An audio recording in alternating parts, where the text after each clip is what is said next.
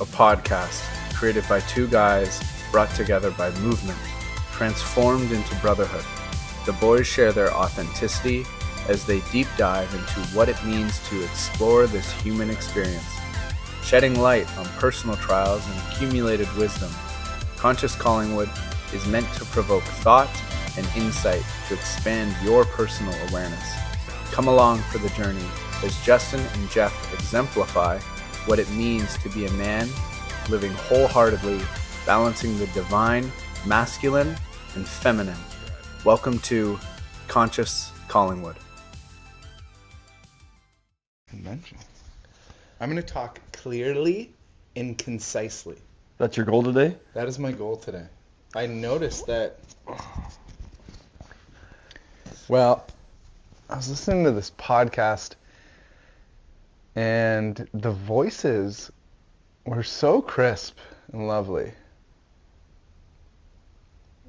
And I don't know if it's my voice or if I'm just lazy. Do I have a lazy voice? I notice on the podcast, I think depending on your energy, depending on, I don't know what it is, but you can speak very quiet sometimes and docile. Docile. And then other times you'll have more energy in your voice. Vigor. More vigor, more passion depending on maybe the topic. Yeah. So that is interesting to witness. Just listening to your voice now, I'm a little bit jealous. I feel like I am all bass, all mumble, and if you want to talk about being critical of one's voice, here. Dude, you have a beautiful voice. I'm listening to it now, I'm like, that's a nice voice. Well, thank you. Bro, intuition. Intuition, that's what we want And to talk actually, about. like, trusting your own intuition. Which, I totally get Melissa's point, and I don't know if you remember this, but I was on her podcast, like, a year and a half ago. No big deal. Whatever. But yes. I think it's a travesty. Most people don't actually trust themselves, and you know, if you do get burnt listening to your intuition, maybe your intuition was guiding you to a redirect. Sometimes it will do that. There's always lessons, so maybe some lessons are too hard to swallow, and you don't want to actually admit that you need to learn it. I want to get rid of maybe and Where in your life have you been ignoring that? Practice. And it was a lesson that you actually need to learn. Those are my thoughts. But stoked. Love this conversation idea. Jeffrey Allen, Eichenberger. You can you not be so critical of yourself? I'm not critical, I'm just striving for greatness. It's looking for improvement. Yes.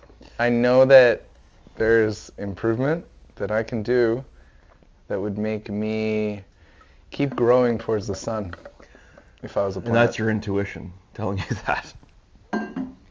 That's my soul. Yeah. My soul wants me to help the world, and if I can speak a little bit clearer and not say maybe and so much. I think, like, I tend to use the word and as like a transition, and I'll drag it out. But I think that's a little bit better than saying and Mm-hmm. But it's just practice too, you know. I noticed yesterday in strength class, someone had asked a question, and a lot of people are looking for right and wrong. Is this a yes or is this a no? And I was like, well, it actually depends. It's really hard to say because the context is everything. And when I program strength class, I'm taking into account a lot of things. What is the input on the body? Like, what is the message we're giving the body to adapt? So there's a little bit of specificity around the programming and the outcome I'm hoping to get. So there can be rights and wrongs, but because everybody's body is so different, it's not always right or wrong. There's a lot of maybes. Maybe. I say that a lot because it's not just black and white. So sorry. Are you comparing the maybes? All the Yeah! maybes to the ums and the ahs? No, I'm comparing the maybes to, I think I've adopted maybe as one of my filler words because... Is that deeper? You're afraid of giving Might someone be. the wrong information. Yeah. It's I a don't ever protective want to steer mechanism. someone the wrong way, and I don't know everything. Well, and here's the thing too. If you are in strength class with 20 people and I'm you're leading. and you're supporting this student and you're having a 30-second conversation, you haven't done enough intake, you don't have enough information to provide them with accurate information. So maybe is the answer. Great. Thanks. That helps me. That was right? Yeah. That makes sense. I appreciate that. It's true. I don't have enough information to give you a solid yes or no. And that's when you can sell them on a package. Upsell them in class. Yeah. Real greasy. God. I have never done that. No. I struggle being... Do you think it's... I was going to say, do you think it's a worthiness thing that I'm not like constantly trying to sell people? What came to my mind as I was saying it was I actually want genuine connection over someone buying something or me selling my offer to somebody. I would rather have the relationship over...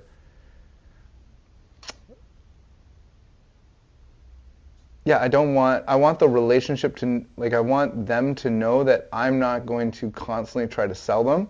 I'm there to help them. I think it's a slippery slope. I think because I'm, maybe in a similar position. I think there could be some underlying worthiness stuff, but at the core, I believe it is just your values. And I do believe, and with some of the content I watch, around sales and marketing, that it's changing. The landscape is changing, and if you aren't authentic, people are gonna see right through it, and sniff that out.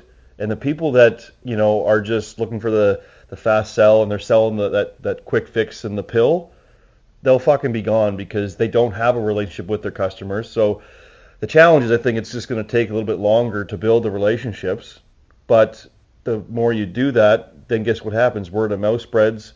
There's trust in that authenticity, and then you don't have to sell. Like, I look at myself when I sold turf projects. Like, I wasn't on that property, speaking to this customer,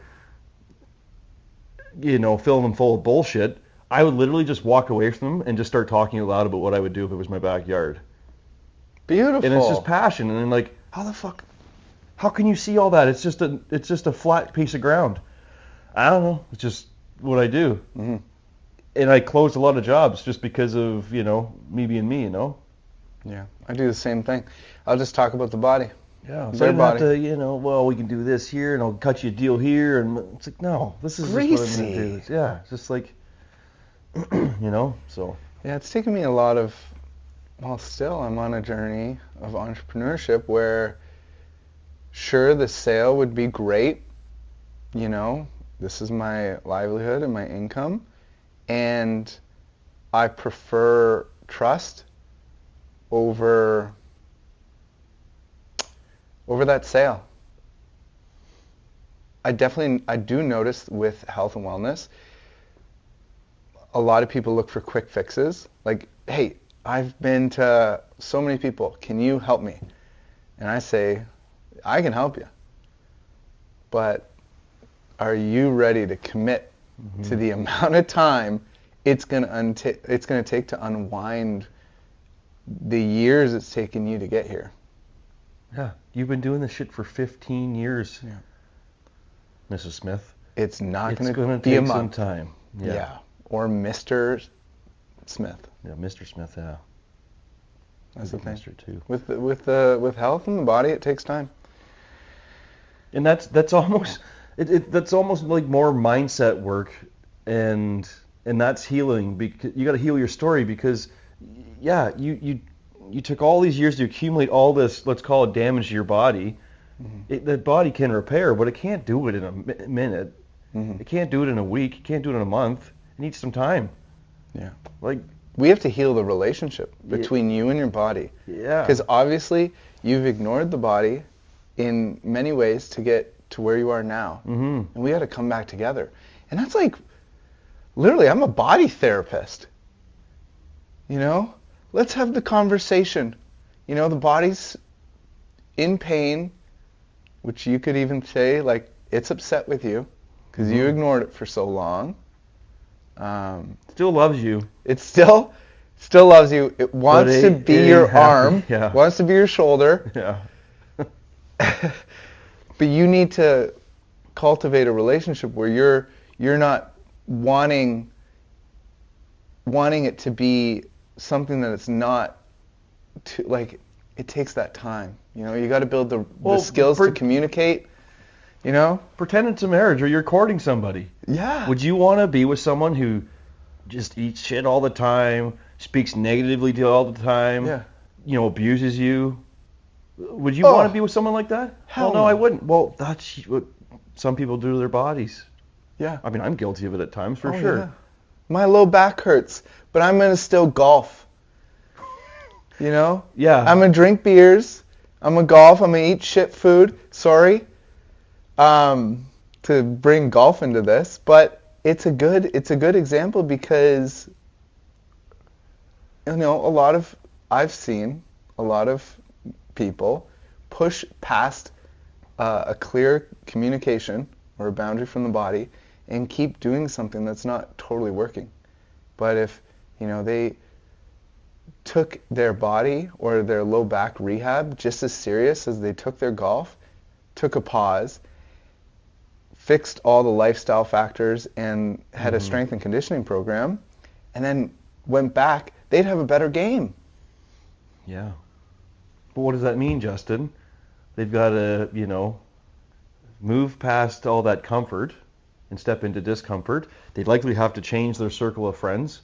They got to change going to the bar after the round of golf and stuff. Like, there's so many things they have to change outside of just taking care of their body. Yeah. To some degree. Or, you know, establish those boundaries. They'll go out with the boys, but, you know, you can't have 8 beers. You can have maybe one. Do you maybe feel... none. Yeah, and that's the thing. It's like, find out what works. You don't always have to get rid of, you know, your group of friends.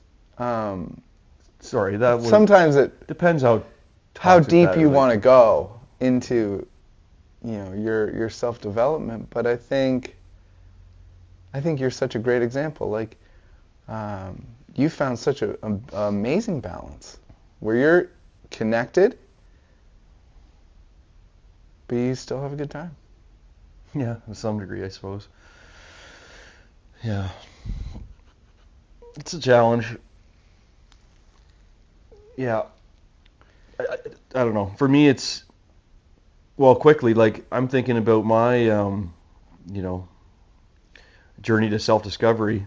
It's been 8 years now, and I feel like, you know, I've gotten to a good place, but to your point about being patient and taking time, that's 8 years. That's a lot. It's a lot of work. It doesn't happen overnight. Mm-hmm. But what I find, and speaking to other people that are doing the work, for me personally, it almost becomes addicting because you start to uncover so many layers and you start to feel so much lighter and better about yourself.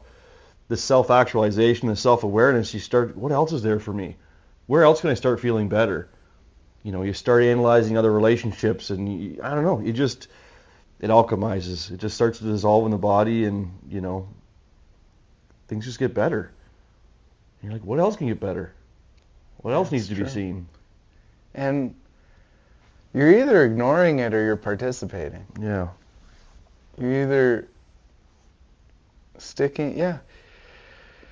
It's truly a relationship with yourself, and the work is never going to end. I think sometimes it can feel intimidating if I was somebody where I was like, okay, I'm ready to change, and then I hear someone that's like, it's I've been in this for 10 years and I'm still growing.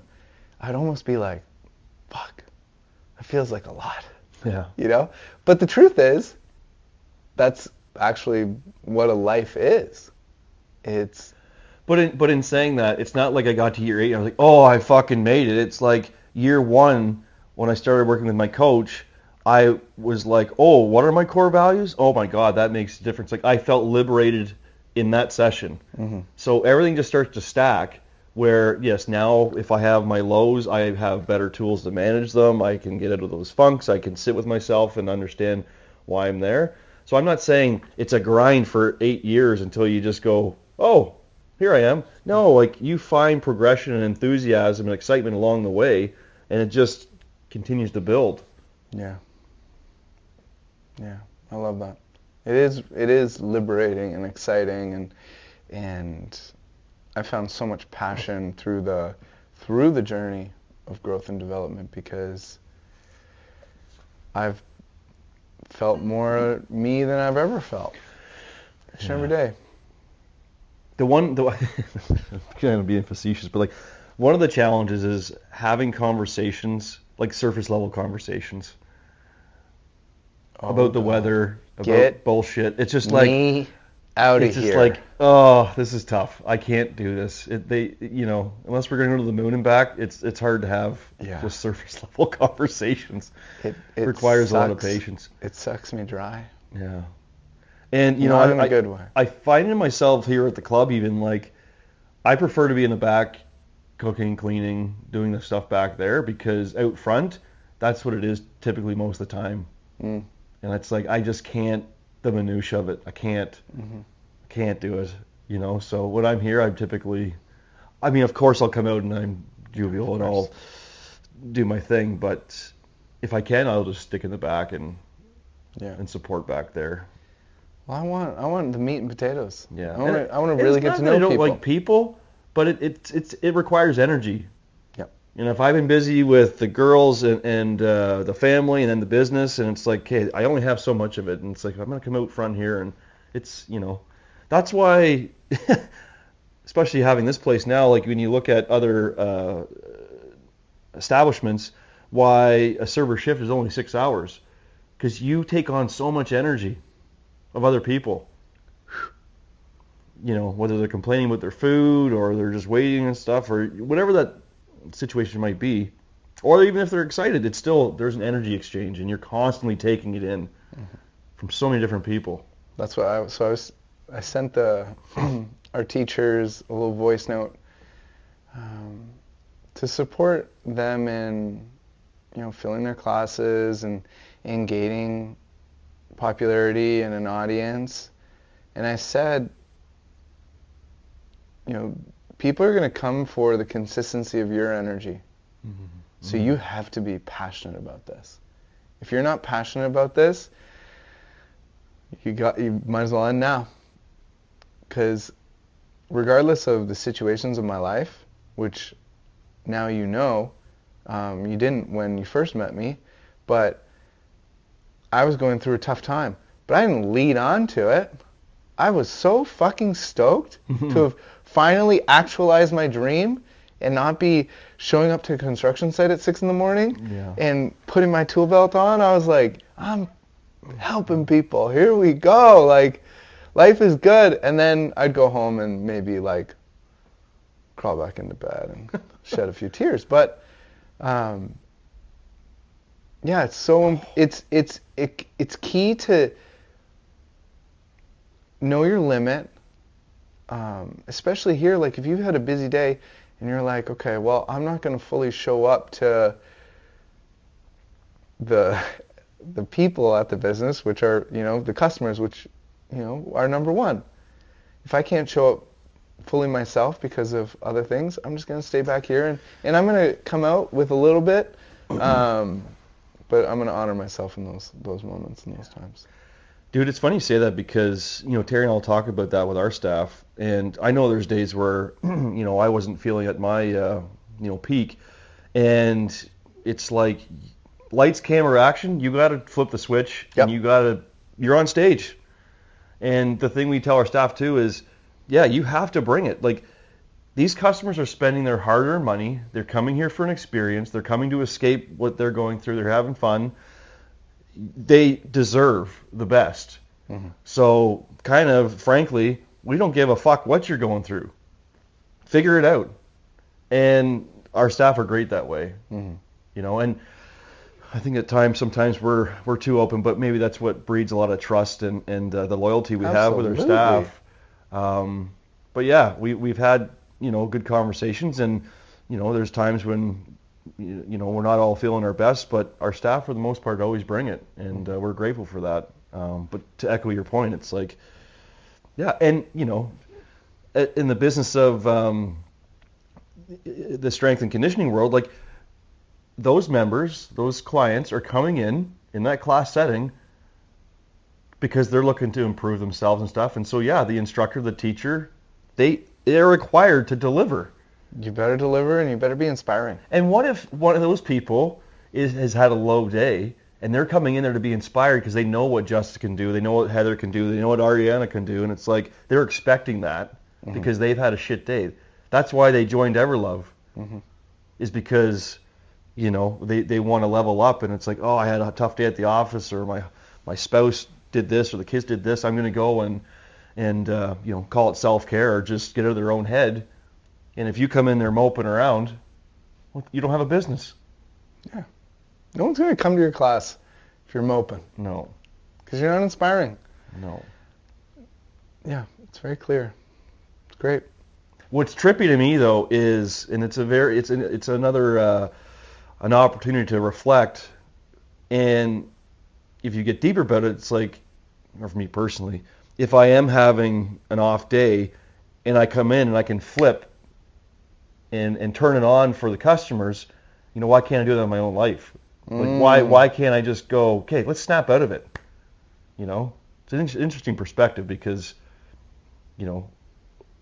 if I'm in my kitchen having a pity party or something and I come into work and switch it, why couldn't I just do that in the kitchen? It's interesting. It's no different. That's very true. Very interesting. But at the same time, sometimes we have to sit in our stuff and we have to, feel our emotions and go through it. But, yeah. Well, I think in the safety of your own home, that's the place to figure it out. Mm-hmm. Because would you say when you're at work, it's kind of, are you ignoring it in that moment just to show up? And is it there afterwards? Yeah, it's a good question. I think, depending on the severity of what what might have been happening, I think, yeah, you just escape for a little bit, right? And I wouldn't say numb it, but you don't have the ability to think. Depending on what's going on, it might be, Do you think is it just thinking, or is it thinking and feeling? I suppose it depends. It doesn't depend. It doesn't depend? No! They're two sides of the same coin. I don't know, like... Thinking's thoughts direct emotions. Yeah, fair enough. And you can't have one without the other. I was looking for a way to counter and sound smart, but I couldn't come up with anything. That's okay.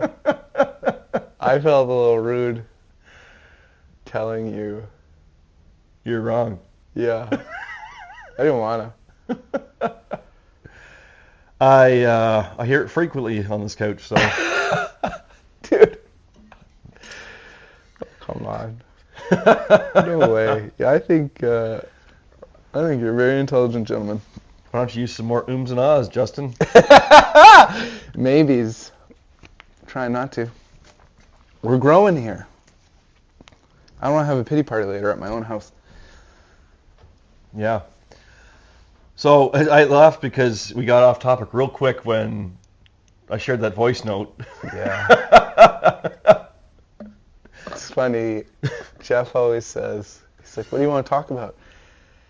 And then he'll say, we'll figure it out when we get there. Yeah. We always do. Yeah. But it's actually it redirects itself quite well to the topic that we did want to talk about today, which was inner guidance. Intuition. What is intuition?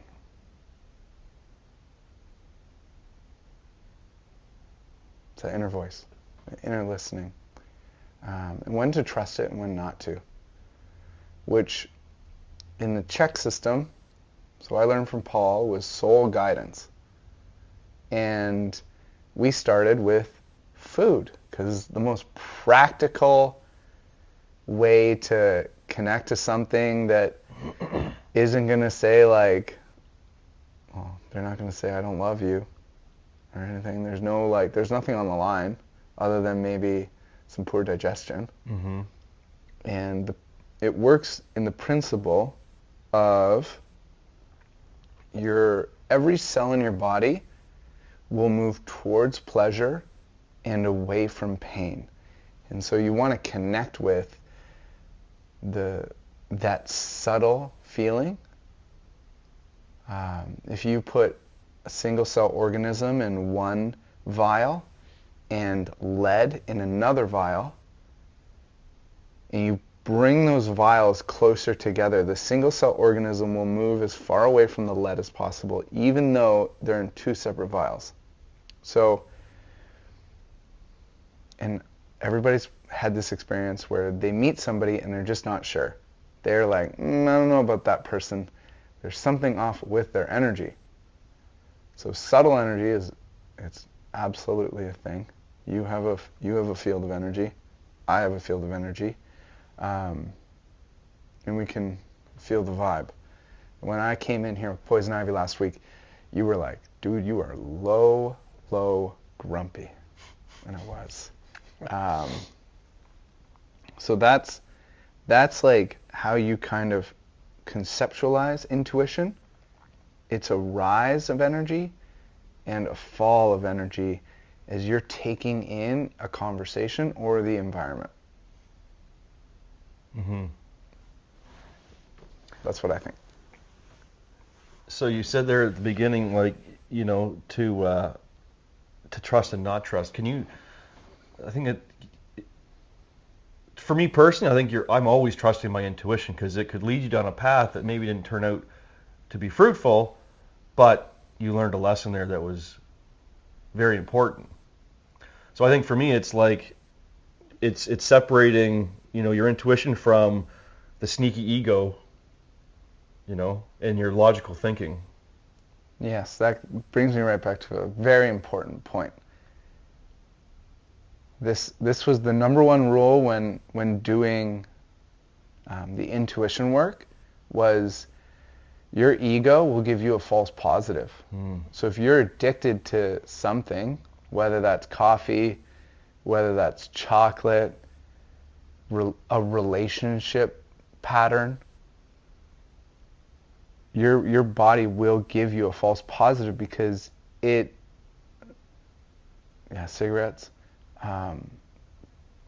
it'll give it a false positive because the ego is trying to fill an addiction. So that's when you have to be really, really honest with yourself.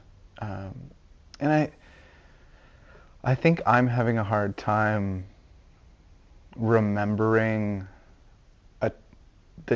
the times in my life where I was just learning intuition, and I was redirecting myself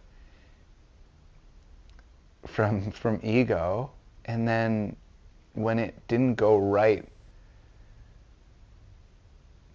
there would be that opportunity to blame and not see it as a lesson, but maybe make it mean that I can't trust my intuition.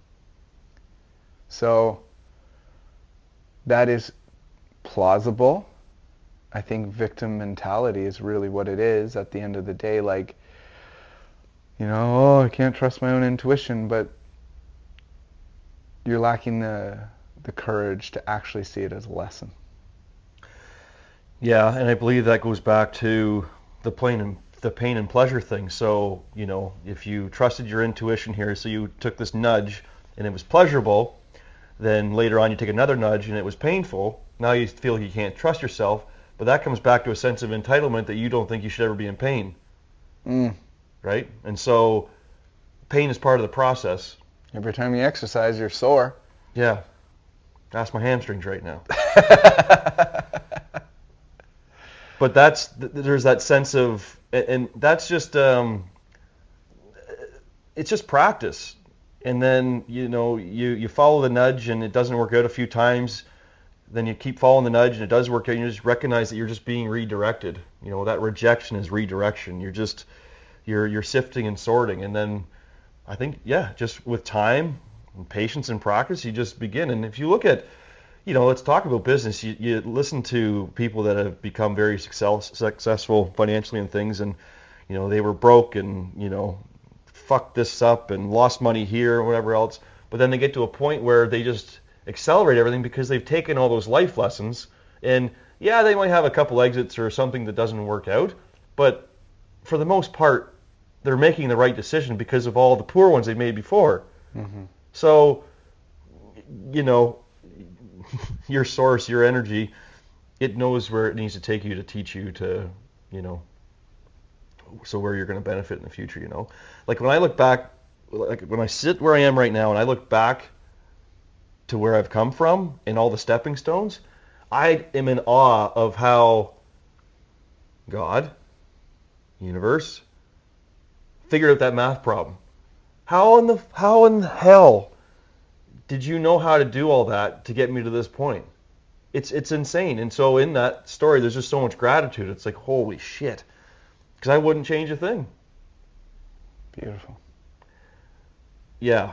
I'm very fortunate. That wasn't maybe the mindset 8 years ago. Yeah. But it is now, right? And I've gotten to a place now where I feel like I'm just compiling all of the things, the wisdom, if you want to call it that, the knowledge I've accumulated, and it's just, okay, let's monetize this. Yeah. Let's really benefit from this, Let's benefit myself, and let's support others, and see what we can do with it all. Amen. I feel you. But on the topic of why we brought up intuition, so my brother was on that podcast with Melissa, and it's a really good listen. Great listen. And did you listen to it? No. Oh. But I'm going to. No, he does a good job. If I was to call him out, I think he romantic. I'm a fan of Daniel James. Yeah. The one thing that impresses me about my brother is just his enthusiasm. Like once he gets on a roll, he's channeling, there's no ums and ahs with him. It's fucking drinking from a fire hose. You just get Jesus. You just get so much information. Oh, holy. What? God, that's a term I've never heard before. Yeah, I heard that recently, and I thought I'd use it. Yeah, dang. But no, it's good. I just get a visual. Whenever someone says something, I'll get a visual, and I'm just like, oh. Yeah, a lot of information. Yeah. But if I was to call him out, I think he romanticized entrepreneurship a little bit too much because it's a lot of work. It's a lot of work. But would you say it's worth it? 100%, and that's his message in there. But I just think he missed discussing a little bit more of the struggle. But he did a beautiful job of articulating what intuition is and how to follow it. And he does talk about some lower times in his life, but how he can look back and find the gratitude in them, and in the moment, even though it is a negative, find the positive in it, find the grace in it. So it's a really good listen, and it just sparked my thought of how many of us don't live that way. Like how many people don't know how to listen to themselves and are going through life just struggling because they're sitting on the end of their bed going, I should go for that walk. I should stop eating that. And then they fucking don't. That's how simple it is. Mm-hmm. But they're so trapped to the dopamine and the comfort and whatever, and scared of what's on the other side, potentially.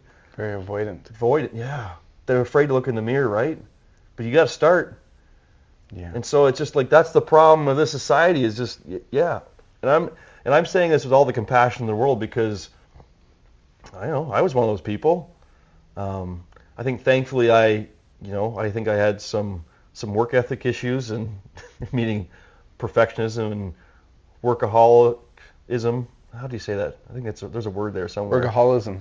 No, there's a word there. I've heard it. But anyway, being a workaholic, Yep. thinking that's a healthy thing, it's not.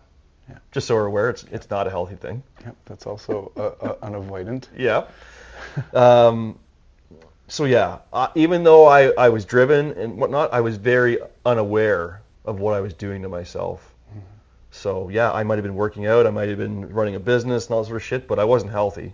Mm. I might have physically looked like I was healthy, but mentally I was not. Yeah. Well, the body reflects the mind. Yep. Yeah. And to look back on times when my back would go out or I would have an injury, and it's easy now to see the red flags, but back then I didn't see them. But it was more mental than it was physical. Overwhelm, pushing through the pain, like you already talked about, like just these little the news and the boundaries my body was trying to share with me. No. Would you say you were connected to your intuition? It's 50-50. I mean, quickly too. Like one of my mentalities was I'll sleep when I'm dead. Like that's the I used to carry that like a moniker. Like I'm pretty cool. Yeah, it isn't. It's toxic. it can serve you at times, but yeah. But like when I look back, ever since I played hockey, then I segued into golf, pivoted and went to school for turf. Like I feel like from like a career standpoint, I've always been able to trust my intuition, but that inner knowingness, there was really no relationship there. Mm. I think I learned to trust myself when it came to making decisions, but very unaware of the impact I was having on myself in making certain decisions, or where I might have been at, or having a If we go back that makes any to sense. I don't know if this is going to be helpful for the people that are listening, but it is a dance of soul and ego. Mm-hmm. And what is the ego? The ego is, it has desires. It gets attached to material things. The ego wants to keep you alive. And the ego has taken a catalog of life experiences from gestation to where you are now. What keeps you alive and what doesn't keep you alive, or what brings pleasure and what brings discomfort. And pleasure can be chocolate versus broccoli. It could be conforming to a person in a relationship to make things easier in your life instead of actually creating a boundary, which would be better for you in the future potentially. It's all these things. So, you always have choices, and all those choices led you to a formation of an ego. And sometimes the ego can, be addicted to things. Paul always says, a beer and a cigarette don't ever complain when you kiss it. Oh, I like that. Because you're kissing. It's every addiction is a practice of safe love. Whether you know it or not, you're just trying to get loved, because every human deserves to be loved. And then the soul is a more ethereal.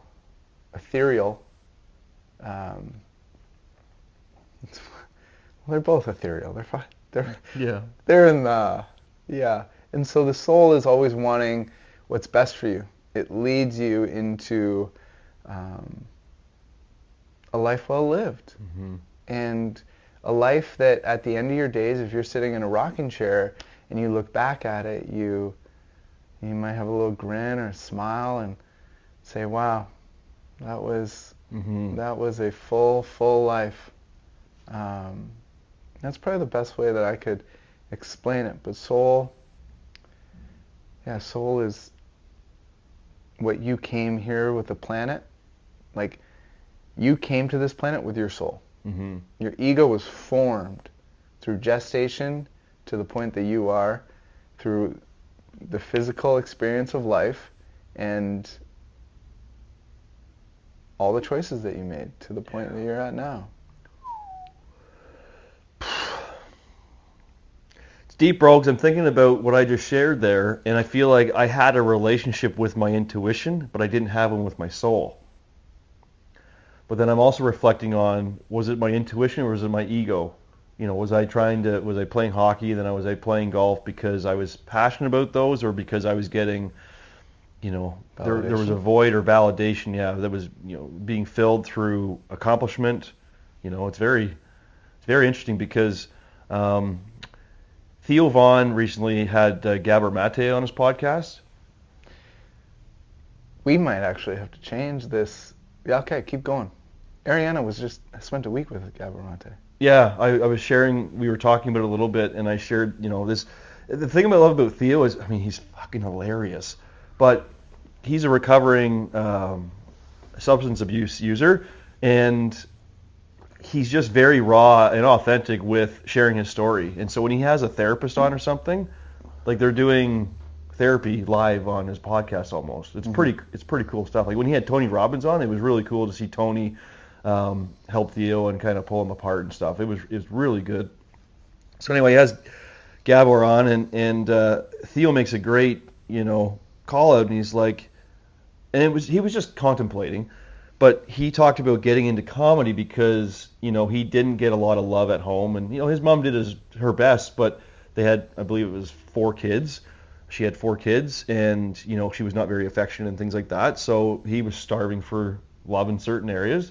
And so, I guess divinely, whatever, he got into comedy. He's good at it, but he got a lot of validation from that, and then recognized through therapy and his own addictions and stuff that there was obviously underlying issues.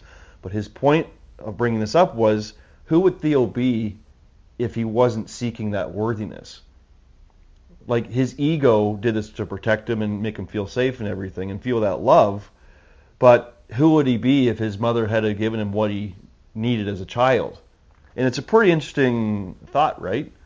Now, one would argue that this is his divine path, and it's just the way it's supposed to be, right? But I reflected on that too when I heard it, and I was like, who would I be if I wasn't seeking worthiness throughout my adolescence and things? I think it's part of the human experience. It is, yeah. You need to be in a tribe, and that's all going to shape you. But it's an interesting concept to think about. If I didn't have this type of trauma, who would I be? Would I have gone some other direction or something? Mm-hmm. And maybe it's just a theoretical question. I don't know if there's really an answer to that. It's just, you know. Yeah. And one might argue that all of that trauma, if you do the work, leads you to your soul and leads you to where you're supposed to be. Your purpose. That's yeah. When you listen to your soul long enough, you find yourself dancing with your purpose each and every day. So Theo's path through comedy and stuff, and the things he went through, like, he is meant to have a podcast, you know, top 10 in the world or whatever, or at least in North America, I would assume, and help people heal. Yeah. Like, that's his soul's purpose, using comedy and levity, and because he drops some lines sometimes. He's you're funny like, as shit, dude. You're He's so funny. Like, oh know. my god. And he's a bit of a mumbling goof, right? And his intellect is only so his vocabulary is limited to some degree, but that's what resonates because he connects with so many people because we're all there. I'm one of them. No, I know. Same. You know? And it's like, oh, this guy is so fucking cool. Yeah. You know? Yeah, I actually resonate a lot with that because, you know, I was very loved by my mother. She had to work very hard, but, you know, there's a reason I got a 98 in drama, and I was a class clown, and now, you know, I do strive in front of groups of people, being silly goof. Yeah, you're an attention seeker. I resonate. Yeah, kidding. totally am. Sometimes. We all are to a I have a certain good degree. balance. Yeah. When I don't want to talk, I'm nice and quiet. I'll sit back. But sometimes I like to be the center of attention. Yeah. I was just thinking they're talking about Theo and chirping him a bit there. But when you were talking at the start about, working on your pronunciation and, just how you're delivering your words, the one thing I find, though, and this is for me personally, like when it comes to people that are too concise and too polished and shit, I don't trust them. It's like they're too rehearsed. They're too. For sure. There's just, to me, there's a lack of authentic. They've memorized shit. They're full of shit. Yeah. And if you do a little bit of digging, it's typically true. At least that's my experience. So that's why I resonate with someone like Theo, who can stumble a little while and he'll, be a little sheepish about saying, I don't know if that's true or not. Like he's being himself. Yeah. You I still want to be myself. I just want to work on. There's always things to work on, especially with language.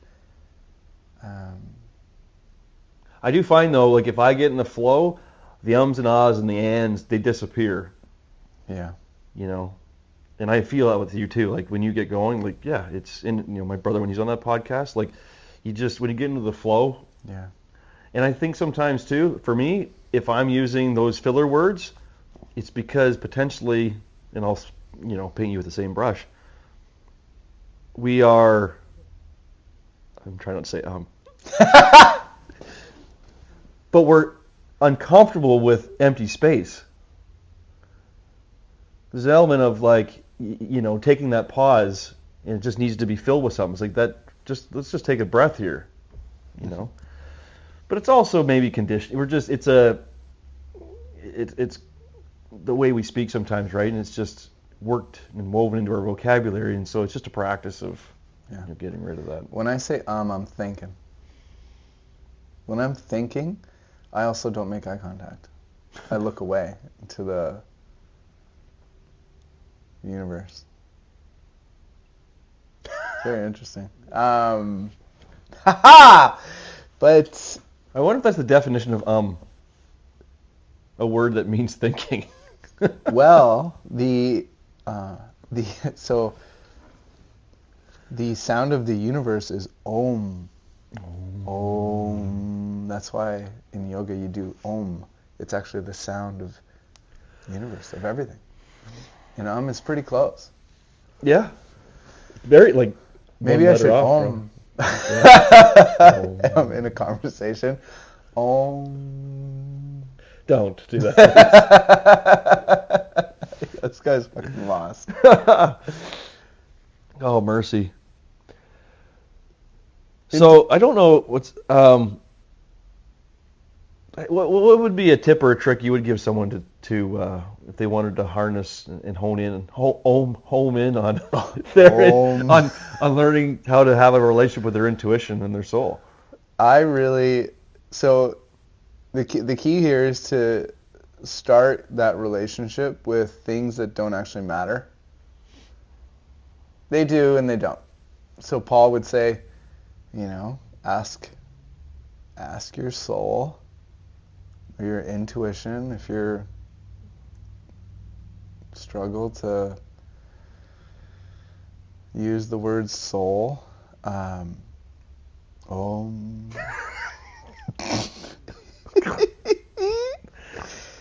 So say you're in your closet and you're like, should I wear the blue shirt or the green shirt? And then set the blue shirt on the bed, stand there, close down your eyes, notice if you lean forward or if you lean back, and then put the blue shirt off to the side and put the green shirt in front of you, close your eyes, notice if you lean forward or if you lean back, and then when you lean back, you take in all the sensation and experience in your body. Does your energy lower or does it rise up? Some days the green shirt may lift your energy up, may liberate you in a way, and maybe the other shirt, maybe it's back and forth. And you can also do this with food. Put the apple in front of you. Do you lean forward? Do you lean back? Put a banana. Lean forward or lean back. And just bring that self-awareness to your body, because what I noticed through that experience of doing it for now 7 years was, when I first started, I was doing it with food, and then I started almost like I was feeling it in conversations where I was like, ooh, this is a rise in energy, and this is a fall. When I met Ariana, that was a huge rise in energy. It was the biggest one I ever experienced yet. And my soul was like, connect with this human being. Like, you're meant to go down this path. You're meant to connect with them. And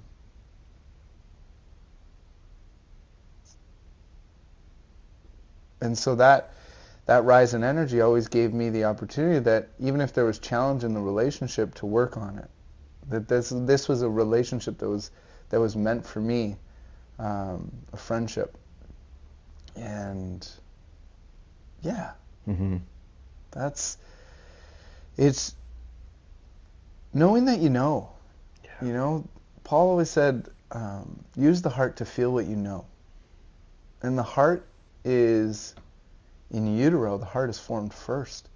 And if you really look down to, if you look into science long enough, you realize that everything is through frequency. All form is through frequency. So the frequency of the heart is going to direct the form and function of your physical body, and it's up to you to listen to it.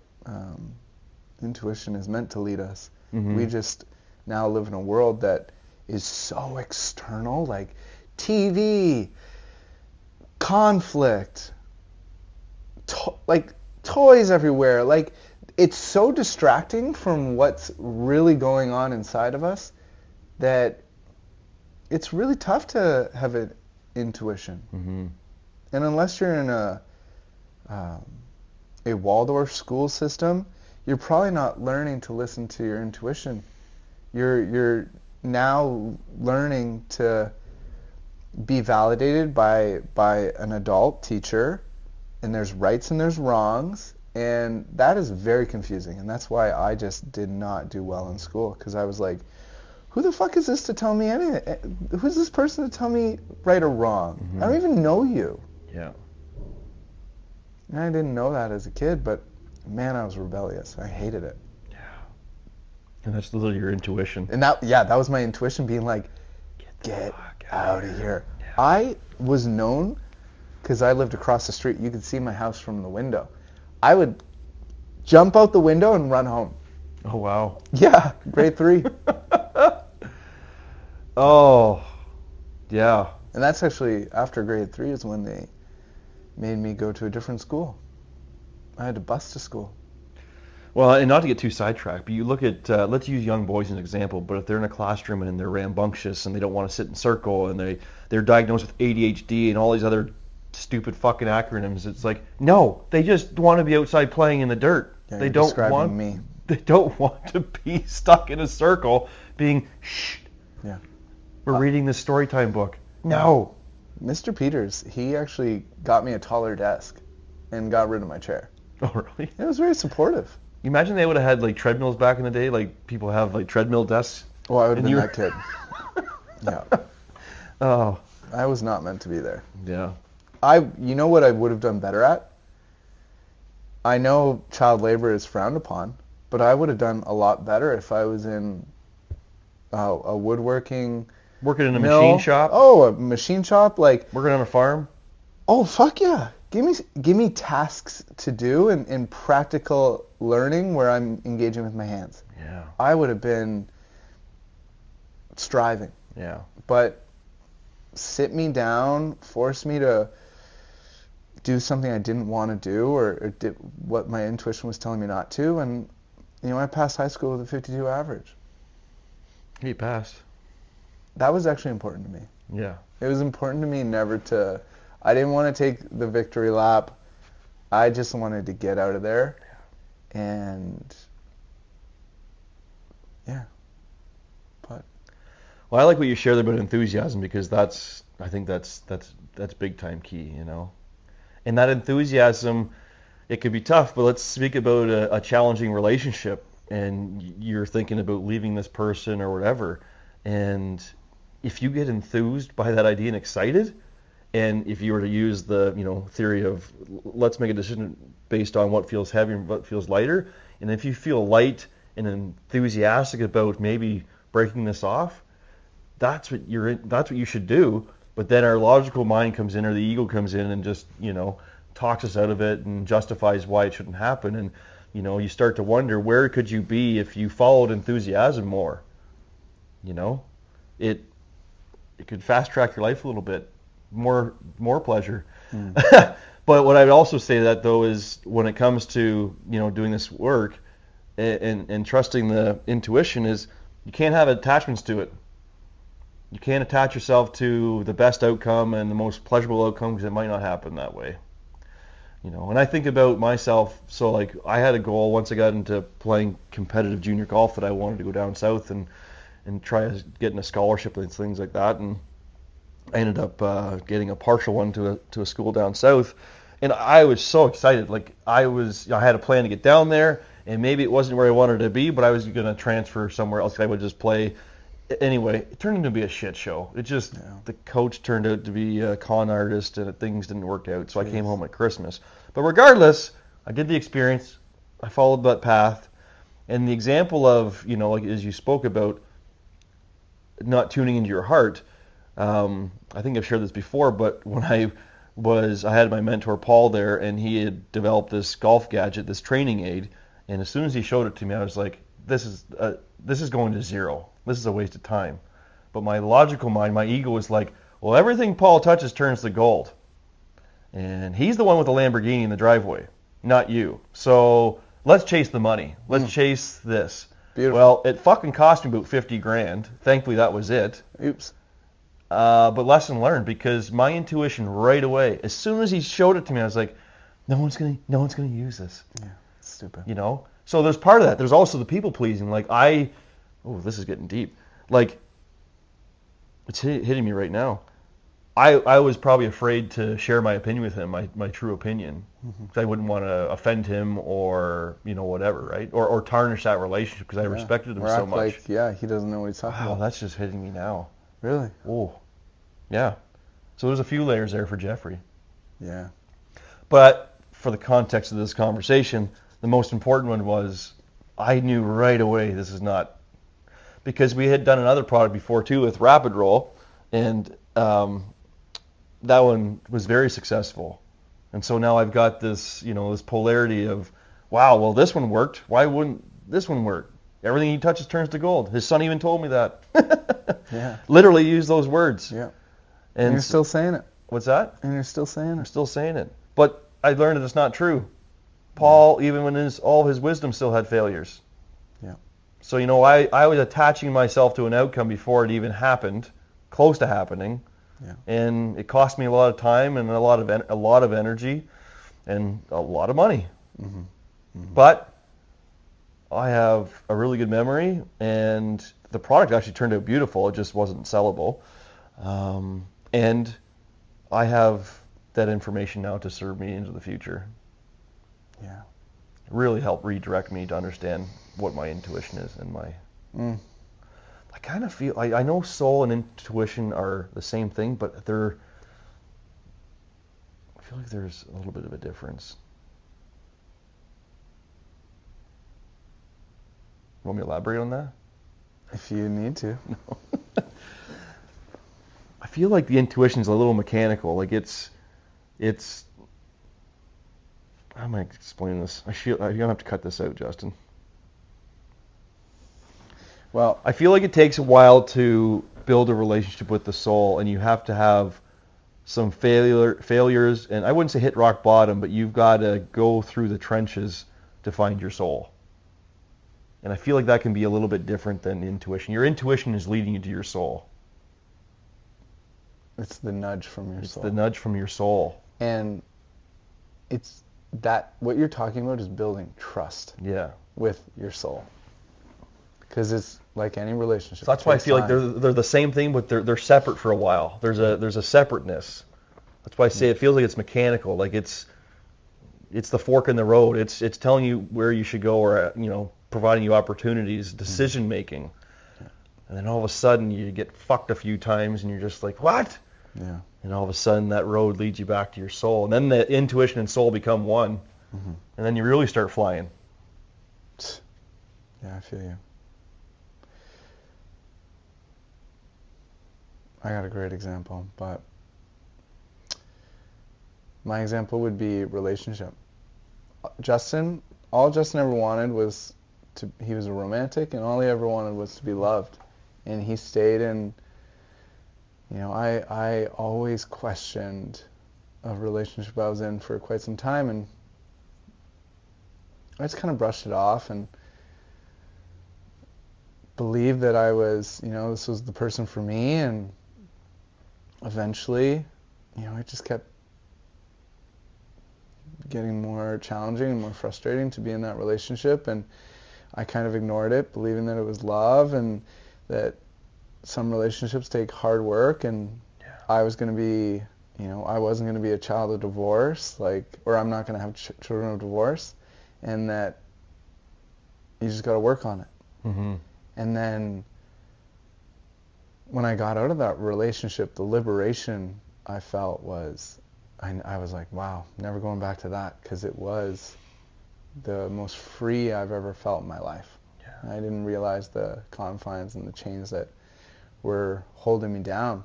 So, well, and I think, and I was in that process of learning to trust my soul and my intuition, and I thought I had fully connected to it, but the ego was keeping me contained. Mm-hmm. The ego was like, no, this is better than what you experienced, what aka your parents, so it must be right. Yeah. And then I had to decipher, even though my soul kept being like, I don't know. Yeah. My ego was really involved, so. And I think if I was to give, because one thing I've been thinking about is, with all the information I've collected over the last little while, how to share that with our girls. You alluded to a Waldorf school. That'd be beautiful if more kids could experience that. But I'm trying to think about how I would share all this information with our girls, and part of it's part of their own journey. They've kind of have to figure it out themselves, and maybe through, if they do have an issue, I can share my experience and share it that way. But I'd say you're already passing it down. Trying. But what I'm trying to get at is, I do believe the universe will, whisper to you, it'll nudge you, and then it's going to fucking hammer you if you're not paying attention. And for some people, they just keep getting hammered. Yeah, I got fucking hammered. But I would certainly hope that, after one good hammering, that, you stay paying more attention, and then you get to start listening to the nudges better. And then before you know it, you're listening to the whispers. And life gets a little bit easier because you're listening to the whispers. And not that all the whispers turn out to be perfect. There could be a pain attached to them, but it's less painful. Mm-hmm. Absolutely. So that's I think that's if I could pass any advice on to our girls, it would be listen to the whispers. Trust the whispers. Because if you don't listen to the whispers, boom. And I can't share all the details, but our oldest has a perfect example around friends. It's like, from the outside, we can see this happening. Mm-hmm. And even as the father, I had to speak up a couple times and go, hey, you're going to get fucking hammered here. Mm-hmm. I can see this happening. There's the whispers. There's actually lots of whispers. There's red flags here. There's some nudges. And then what had happened? Cosmic fucking hammer. Boom. Bam. But that was meant to happen. And I only hope that, I shouldn't say hope. I know that this is going to serve Ella so much and so well into the future. Having this experience at 14, 15 years old, it'll strengthen her resolve, and that's one of the challenges of being a parent is witnessing your child go through so much pain and not, knowing, if you're a good parent, knowing that you can't devoid them of that pain. Wow. And that's hard. Mm-hmm. All you can do is comfort them the best you can. Yeah. That's painful. And it's also it can be traumatic too for the parent. Dude, I want to be a parent, and Huh? I'm going to be relying on you a lot. For You'll be a sure. natural. Wisdom. It just kind of happens. Jeff, help. Oh. I'll just get a voice note from Justin. Oh. Can I come over in the hot tub? I got something I'm working through right now. And I think that's, maybe to wrap this up, that's where the likes of you and I and many others that have, done so much work on ourselves, where we want to give back is at the core. Try and show people the benefit, the bliss of listening to your intuition. Mm-hmm. It's just like it's right there. It's fucking inside of you. You don't even have to do anything. Yeah. It's right there. Yeah, it's right there. Talking to you. I know. And you just have to sit long enough in a quiet space to learn how to listen. Yeah. For the first little while, it won't be easy. It will not be fucking easy. No. But if everything in your life starts going wrong, it's a good time to say, let's sit a little bit longer. Mm-hmm. Life is meant to bring challenges so that you can overcome and prove that you're worthy of love and all that good stuff. But if it's over and over and over and over and over again in almost every avenue of your life, it's a moment to take a second. Yeah, and I have compassion for those folks that just keep hitting their heads against the wall. It's just like, holy smokes. And must be painful. One of the beautiful things is I asked Ariana, I was like, what's your biggest takeaway from this week with Gabor Mate? And she said that, don't quote me, this might not be, this was like a few days ago, so she might have a whole different new realization, but to heal trauma, it's to have empathy and compassion for the situation and the people involved. And yourself. Yeah. Which, I personally, I'm very lucky, but I got, I healed a lot. I don't hold resentment or pain towards my father, even though he was, verbally abusive when I was a child, and physically sometimes, and all the people that have hurt me in my life, like, I don't hold any resentment towards them. I hold a lot of empathy and compassion, and I got there through psychedelics because, I needed that support, which I didn't know I needed. I was kind of, I was always a big feeler, obviously. I was always looking for love, and when I was able to use the psychedelic to feel love and reframe my perspective around all the hard things in my life and have empathy and compassion for those people and be like, well, yeah, look at his childhood, I would definitely feel, if I didn't invest in my intuition and my self-work, and I would have ended up the same, probably. Yeah. We have the same genes. Well, that's where that, phrase of being more curious than judgmental. Yeah. And when I first heard that, when I first heard this line that, people are always doing their best. Like, it's so simple, but it's like that person's behaving the way they are, but they're doing their best. They don't know any different. Mm-hmm. And that liberated me because I don't know why, but I became less judgmental. And if I'm judging that person, I'm judging the same energy and the same creator who created me. Mm-hmm. So really, now I'm judging my creator. I'm judging the energy that manages all the world, the whole universe. So who am I? I'm an asshole. Mm-hmm. So that's where, for me, compassion, empathy kind of started, and also to heal those things, it's a radical acceptance of what happened. You can't change it, and what happened is due to what that person has gone through. Mm-hmm. So it's not not our fault. It's not our fault we got yelled at or neglected or whatever. It's not our fault. It was just what we were dealt.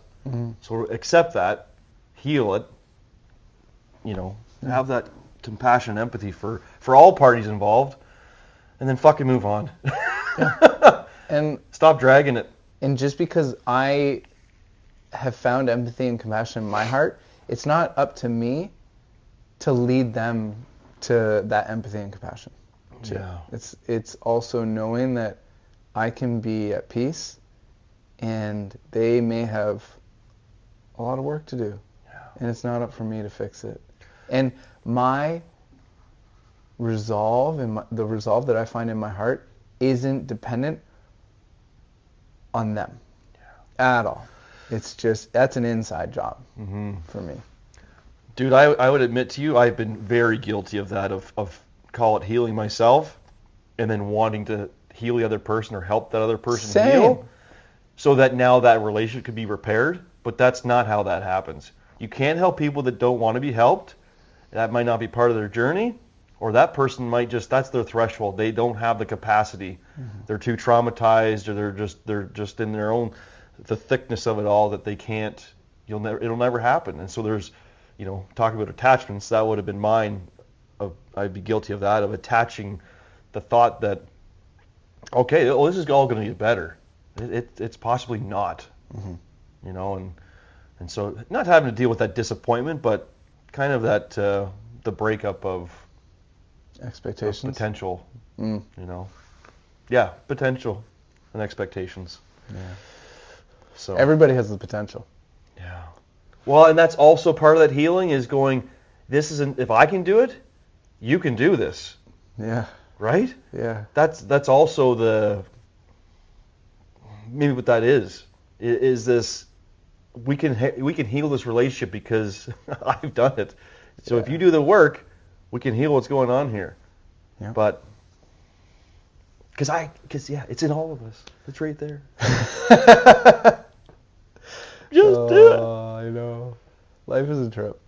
No, she's a fucking trip, brah. Well, we got there. This was a great conversation. I think it was really good. Yeah. And I only heard out of you a couple times, Justin. Thank you. Oh, I'm working on it. We're going to go back to the tape. We'll do a count. Yeah, I'll count. Hey, one more step closer to where I want to be, which is maybe one. Yeah.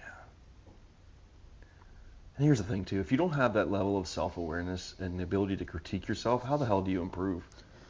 Well, it's a lack of having a relationship with yourself. Yeah. Like, I am very guilty of being super critical of myself, but I don't think I'm not where I am sitting on this couch with you if I'm not that way. But it's finding a healthy relationship. Like, you can't berate yourself all the time, but you can have that self-awareness and, have those conversations about, hey, how can I improve here? Mm-hmm. How can I be better? And that's an evolving thing, too. Exactly. So, anyway. Well, let's wrap this up. Yeah. Hey, I like that crew neck. Is that American Eagle? No. Carbon. I think it's a ski company. That's classic. Carbon. With a K. Yeah, waffle neck crew. Like Carbon. Oh, my God. All right, time for the day. That's it. Thank you for being with us. We love recording these podcasts. If you know anyone who would resonate with today's episode, we would be grateful if you would share it with them. If you have any questions or comments, do not be shy and reach out. We would love to connect with you. Until next time, be well, love yourself, and live consciously.